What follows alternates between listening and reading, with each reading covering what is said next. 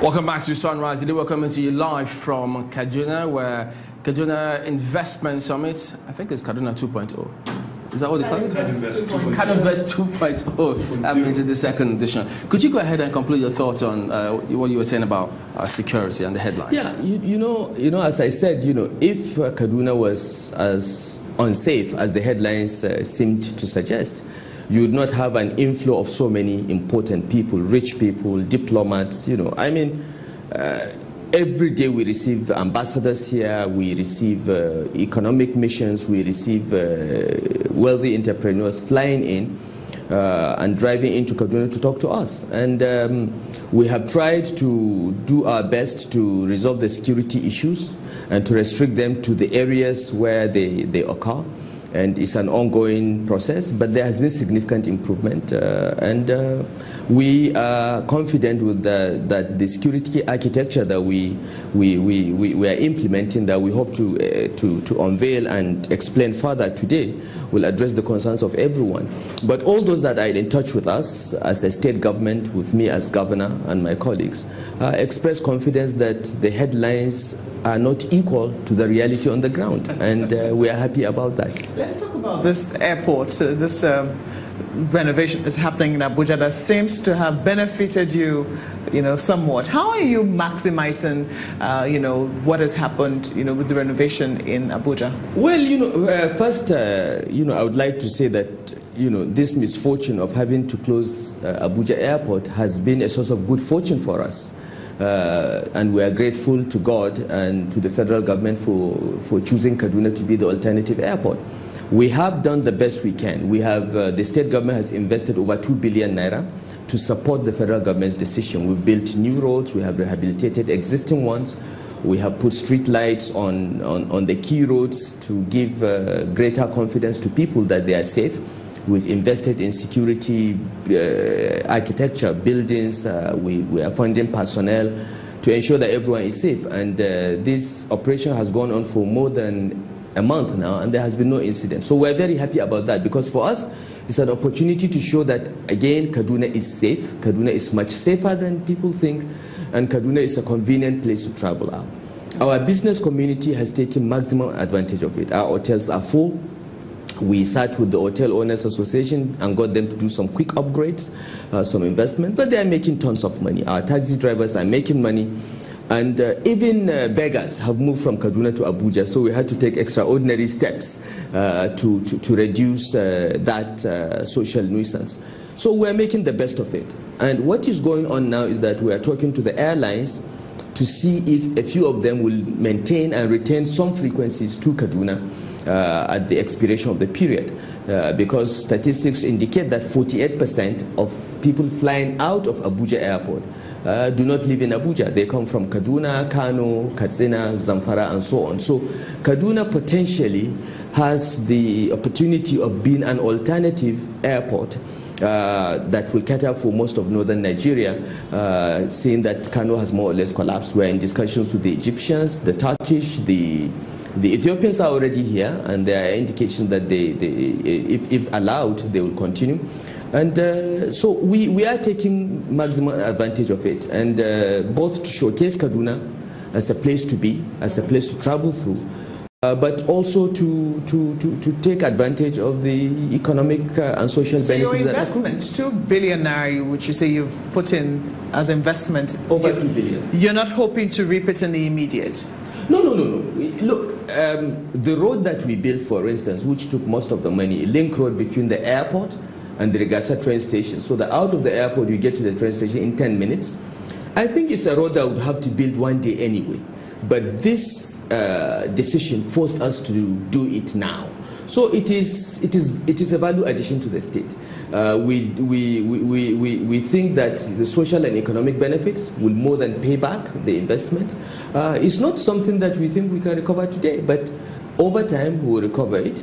And some of the improvements to the Western Bypass, for instance, we were meaning to reconstruct Western Bypass, expand it to 6 lanes. But this decision forced us to just rehabilitate the road and keep it going for a couple of years. We would have done anyway. We took over Western Bypass from the federal government, and we had big plans for it. So we do not see the investment as something that would get back immediately. but it's part of the infrastructure stock of the state, and the value addition is long term. Let's talk about the trickle effect that you just touched on it just a little. The trickle effect that the people at the grassroots will feel from this investment initiative of the state government, of your government. How do you see this getting down? How do the people at the bottom of the ladder profit from this investment? In very significant ways. And I'll just tell you one story that we saw here. You know, we've always read in books and we've seen experiences, and Keynes even made reference to it, that public works create jobs. Public works keep people busy and, creates demand, economic demand in the society. We started a program of roads rehabilitation in Kaduna, and one of the perennial problems Kaduna city has faced is flooding at the peak of the rainy season. You know, we live close. Kaduna was created because of River Kaduna, and the flooding has been almost an annual affair. So we took two decisions. We said during the dry season this year, we're going to try to rehabilitate some of our township roads that have gone into disrepair. But in addition, we recognize that it's the lack of drainage that destroys roads, as well as makes the flooding worse. So we started a program of rehabilitating township roads and constructing drainage in Kaduna and Zaria. And our hope is that when the security problems get much better, we'll do the same in Kafanchan, which are our three urban centers. It was amazing what that did. All of a sudden, finding laborers in Kaduna became impossible. Laborers were actually being imported from neighboring states. Cement became scarce. We had to go to Dangote and Bua to discuss with them how to bring in more cement to Kaduna, because there was so much work going on. The people selling food were busy. The laborers were impossible to get. You couldn't get masons and those that can do basic works. So it is a fact of life that when there is a lot of economic activity, certain kind of economic activity, I must add, the effects permeate all strata of society. And we saw that with the roads rehabilitation and drainage construction program. It was massive. It even cost us some kind of cost push inflation, because all of a sudden laborers were dictating how much they needed to be paid, because they are not, they are not available. And what we also noticed from security reports was that petty crimes went down completely. Theft of mobile phones, burglary, zero, because young people were busy. So this is a fact, and it opened our eyes to the opportunities that exist if government makes the right kind of labor-intensive investment. Now, you can invest an equivalent amount in oil production, you will not have the jobs, because oil production is high technology, uses a lot of equipment. But if you, as a state government or federal government, decide to target your resources into certain kind of labor-intensive investment like public works, like housing, you'll be able to absorb a lot of people. And when people have income and they spend, it drives the economy. It's a virtuous cycle that helps everybody. So it's not a matter of trickling down. It is a matter of getting people engaged and having an income. And we've seen it here in Kaduna. It was quite impressive. Really. What's the plan to expand that employment focus? Because I came across a report from MBS that says Kaduna happens to be number 10 in the unemployment states in the country. Yes, well, with several approaches. The first challenge regarding employment is lack of skills. You have lots of people that didn't go to school.